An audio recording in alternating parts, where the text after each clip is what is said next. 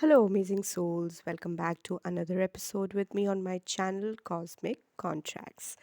Today, we are going to channel a message from Mintakas. Mintaka is a dwelling civilization that resides in Orion's belt, and unfortunately the planet is no more there. There was war, just like Lyrans and Draconian.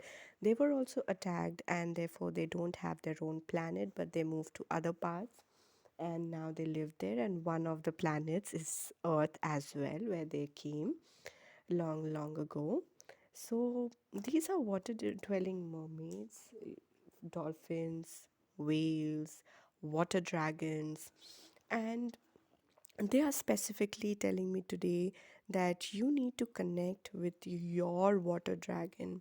So, this message is basically going to point out certain ways. My question was that I keep getting that there are so many people, and in some ways our heart is blocked, and heart is the receiver of love and light. And if that is blocked, then how are we going to move past it? How are we going to clear? How are we going to um, find that connection back, a solid connection? All right. So let's just go through the channel messages first. So I see that they are showing me this lady, okay, and she's holding a bowl, and it's a bowl of water, so it's filled with water. So I guess they're talking about water screen. So this is an old ancient technique where they would meditate while looking at the water body, and they would kind of get their visions from there. Nostradamus is known to use this method, and there are many famous healers who still do that. Even ancient healers, even Master Merlin used to do that. And they're saying water is a wisdom keeper and also a powerful healer. It is a very powerful, like, our bodies are 70% water. So water is very important for the movement of the energy in the energy body. It's very deeply in related, intertwined. And I keep seeing this person, especially a lady, with she's wearing white gown or a dress with a bowl in her hand, and her third eye is open, and light language is flowing out, and she is kind of channeling. She's loading the information, downloading and uploading and downloading. So they are saying seawater is of importance because the seawater, it holds salt and minerals. Salts are going to kind of cut away the negative, and the minerals, once they get absorbed in your body via your skin, they are going to um, they're going to kind of nourish the unhealed energy parts. So these are like cells, and the energy is stored in the cells. So it's kind of going to go in and soak inside and kind of heal the wounds. It's going to do the healing work for your body. And it's just like in Avatar 2, where they go to another island, and this lady, those are the perfect examples of what Mintakans can be like. Okay, so these the head of the village, his wife is some sort of healer, and I'm not exactly sure what she's doing there, but she knows through those healing techniques she brings back the child. And there's a lot of similarity that is shown between those worlds and the Mintakans as well. And for a while I am forgetting the name that this tribe had, but it kind of really sounded just like them. So it deeply resonated with me when I saw that. You can even go and check that out. They are saying something on the lines that freedom is something that you crave for. Society norms is something that you do not follow. They don't fit with your belief system, and you want free. You kind of want that freedom from those society norms. It is not easy, but this is what your vision holds. And you're like a vagabond. So remember, the Minticans already they were displaced from their home planet, like just like in the Lyran War, when you are a victim of war. What happens is you don't get enough time to even look back and time to collect things. Maybe you do not have enough time, so whatever it is, but what happens afterwards is you need to process a lot. And sometimes, especially being very sensitive, um, most like many of them who could not take that, um, parting away from their homeland, or they left behind precious things, or some of their loved ones got killed. So the thing is, they were not able to process that, and in short, they shut themselves, and therefore trauma emerges in waves. And it really brings down it brings down the energy of such souls. These are very old souls, wise souls, those who have come here. So this message is coming from the High Council, I believe. And because I was connecting to the High Council, so I would say High Council of the Minticans, or you could take the collective consciousness of the Mintakas. And there will be either love for ocean, or maybe you love ocean, but you're kind of really scared or afraid of the depths of the water. But in both scenarios, ocean calls out to you, and always feeling homesick for you, especially because you're highly sensitive. So any any kind of energy is like a bullet or bomb that is just kind of thrown at towards you. So even it's if it is love or happiness, it's like either is like a bullet that hits you, or the love bombs, or something like that. But it's really it does have a powerful impact on you, in you, in your inner planes, and it is easily shown in the outer realms. So that needs to get balanced, because either you're moving like two opposite polarities, and you are moving from here to there within seconds, or maybe like there is like you're right now in that serene zen state, but something happens and you quickly shifting and not stable. So you really need to stabilize your energy. And the other thing is, they are talking about your perspective, that you are always having this vision of um, seeing good in people and always being hopeful. And that is why you end up, in the eyes of others, you end up being looking like naive, or the fool, or like a dumb person. But the truth is, you are way beyond their vision and their level of collective thinking.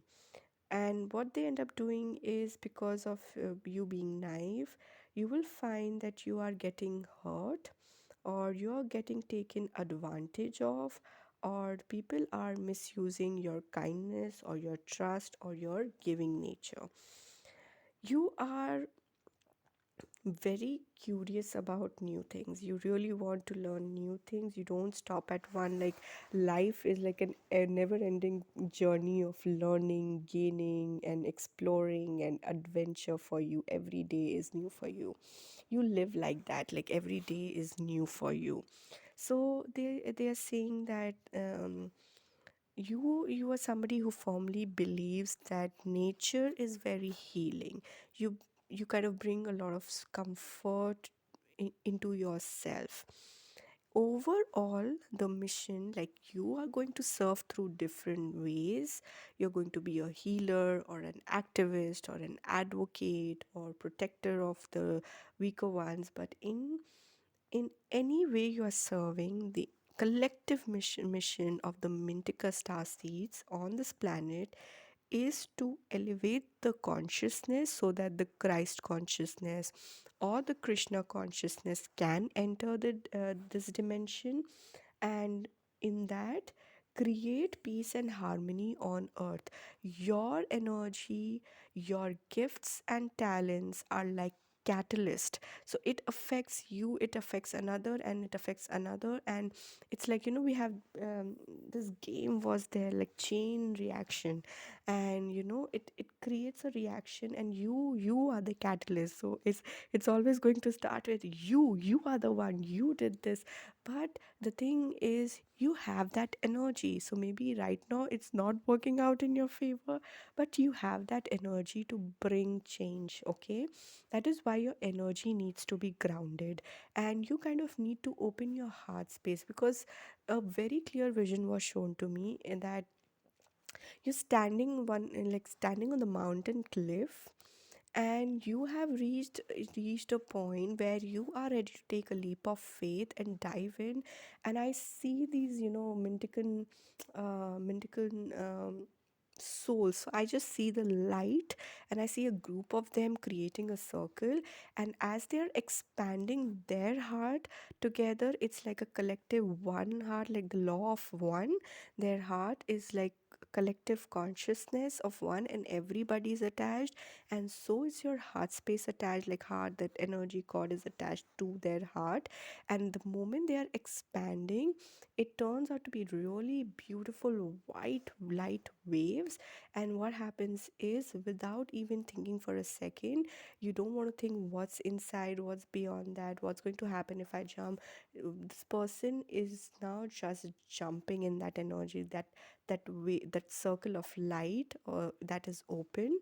And it's like waves hitting tremendously, and it can be really scary for some. But then, you have reached a point in your life where you're ready to take that leap of faith and jump, and not give a damn about, all these 3D, because there's a lot of polarity. People here still use manipulation, or backstabbing, or manipulating, or playing victim, or being energy vampires. And it doesn't make sense to you. You are tired, you are sick. Even maybe it could be, you're not feeling connected to your family, your culture, and you feel like an alien. But the thing is, you are not the alien. So you are coming from the different galaxy. So yes, alien in a sense, soul wise. But the thing is, you you are coming with a very different vision, which they cannot even, they can't fathom, they cannot imagine. And you have that vision, and you just don't have the vision, you have the capability to create that, manifest that in your physical reality, and become that example, that inspiration, that even people can create that for themselves. So you are going to break their shells, the shells in which they are living, the shells of uh, manipulating, creating fights, or always living like a victim, or latching on to other person's energy. So basically, you're going to show them that that is a better way, and if they work on themselves, they can do it. So you don't have to help them; it's their decision. But you don't have to carry their baggages, but you have to carry your visions and fulfill and manifest them in this dimension, in this 3D reality. And how are you? So once you take the leap, I see your heart is getting really cleared. It's like they are bringing in the healing waves into your heart space. And now they are saying that you you as a star seed, when you came here, there were many volunteers, right? It's not just, some, but there was like a entire list of people who were volunteered. But only the best of the best was sent here.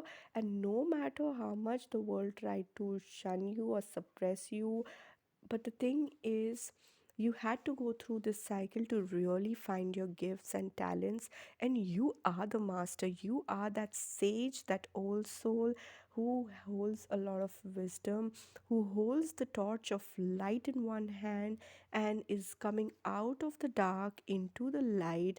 And you're like a lone wolf. You don't need others to you, like people might need company, but you can walk alone on your path with your light and wisdom on one of the hearts, and a huge heart to expand. but with a little caution now, because of the challenges. Now you're more aware where to really give your energy and where to block. You have that energy already. That is what your soul holds. You are already holding your blueprint, your plan, your tools, your gifts. All that you need is encoded in your energy. It was safely logged in your energy field, in your soul, and though that is what you're carrying from that galaxy to this current timeline on planet earth. You're not here by mistake. You came here because you are the master, you are the holder, you are the healer. You're here to bring reform, you are the catalyst. You're here to bring so many changes in each way. So I'm talking about the collective, and you know where your soul is calling out to you, what your mission is, and how you're going to serve. It's unique to everybody. And the only way now forward is to trust your intuition. Your intuition, what is coming to you, and your intuition is coming from the spirit realm. You are heavily connected to the spirit realm. When you see cats, somehow you're more attracted to cats, or you see cats passing by or something. So you are deeply connected. You have a very, very strong connection to the spirit realm. It's easy for you because everybody on this planet has the capacity to connect with spirit realm, but the thing is they are stuck in dense energies. So let's say if they are on 10, on the frequency of 10, so you are on the frequency of maybe, let's say, 17 or 18, and therefore it is more easy for you to connect with the spirit world. So using your intuition, you are getting the guidance and help from the from above, from the spirit realm, so that below you can create the web of your manifestation, just like the spider is creating. We have all seen, like, beautiful web they create with. It's meticulous, it's strategic, and it's a very beautiful pattern that the spiders create. And that is what you have to do, using your intuition, using your guidance that is coming from the spirit realm, and creating that web of manifestation into this physical reality. I hope this message helped you. Lots of love. Take care.